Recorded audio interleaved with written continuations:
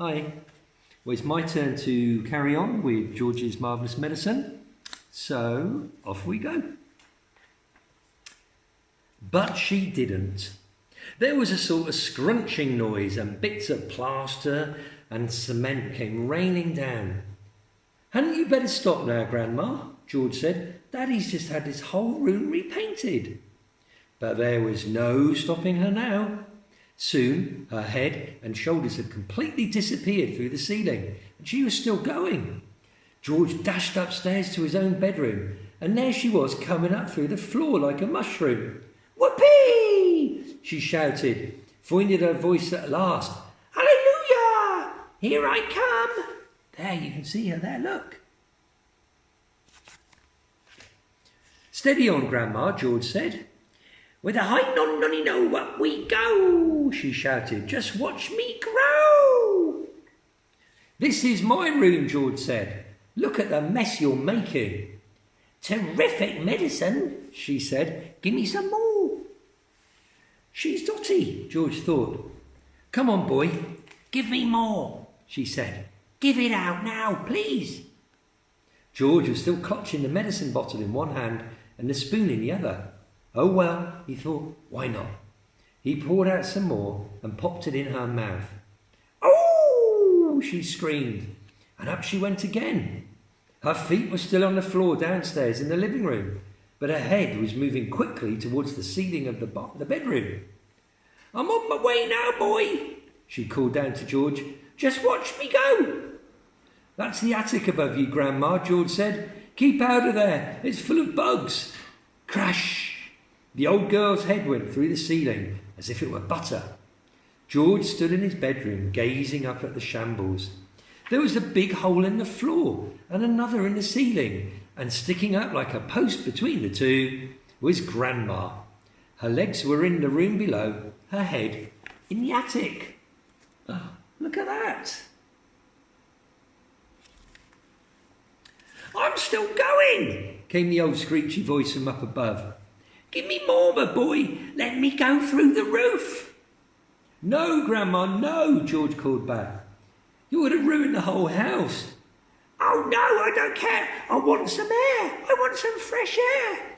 I haven't been outside for 20 years. By golly, George thought, she's going to go through the roof. He ran downstairs and rushed out the back door into the yard. It would be simply awful, he thought, if she bashed up the roof as well. His father would be furious, and George, he'd get the blame. He had made the medicine. He had given Grandma too much.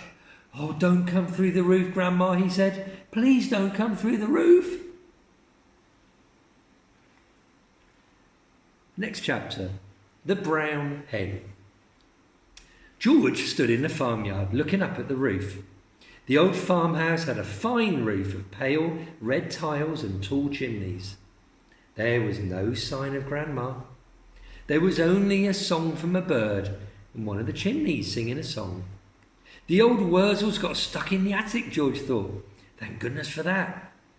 Suddenly, a tile came clattering down from the roof and fell into the yard below. The bird flew away as quick as it could. Then another tile came down, and another, and another. Then very slowly, like some weird monster rising up from the deep, Grandma's head came through the roof. And then her neck, and then the tops of her shoulders. "How am I doing, boy?" she shouted. "Look what I'm doing!" Grandma, don't you think you better stop?" George called out. "I have stopped. I feel terrific," she said. "Didn't I tell you I had magic powers? Didn't I tell you that I could do things with the tips of my fingers? But you wouldn't listen to me, would you? You wouldn't listen to your old Grandma." "You didn't just do it, Grandma," George shouted back to her. "I did it. I made you a new medicine." "A new medicine? What rubbish," she said. "I did it." "No," said George, "I did it." "You're lying," said Grandma. "I'm not lying, Grandma, I tell you." The wrinkled old face high up in the roof stared down suspiciously at George. "Are you telling me you made this all by yourself?" "Yes, Grandma, all by myself." I don't believe you, she said. I don't. But I'm quite comfortable up here. Bring me a cup of tea. A brown hen was pecking about in the yard close to where George was standing. The hen gave him an idea. Quickly, he uncorked the medicine bottle and poured some of the brown stuff into the spoon. Watch this, Grandma, he said. Watch this. He crouched down and held out the spoon to the hen. Look, you can see it in the picture there. Chicken, he said. Chicken, chicken, chicken. Come here, have some of this. Chickens think everything is food. They're very greedy. This one thought the spoon was full of corn, so it hopped over towards George. Come on, chicken, said George. Good chicken. Chick, chick, chick. The brown hen stretched out its neck towards the spoon and went peck. It got a beakful of medicine. The effect was electric. Whee! Shouted the hen, and it shot straight up into the air like a rocket. It went as high as the house. Then, whoo! Down it came again into the yard with a splosh. And there it sat with its feathers all sticking straight out from its body.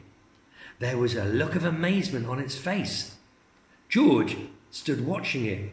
Grandma up on the roof was watching it. The hen got to its feet. It was rather shaky. It was making funny gurgling noises in its throat. Its beak was opening and shutting. It didn't seem very well. Oh no, said Grandma. What have you done? What have you done to the hen? Your father will be after you now. Oh, he'll give you all sorts now. And all of a sudden, black smoke started pouring out of the hen's beak.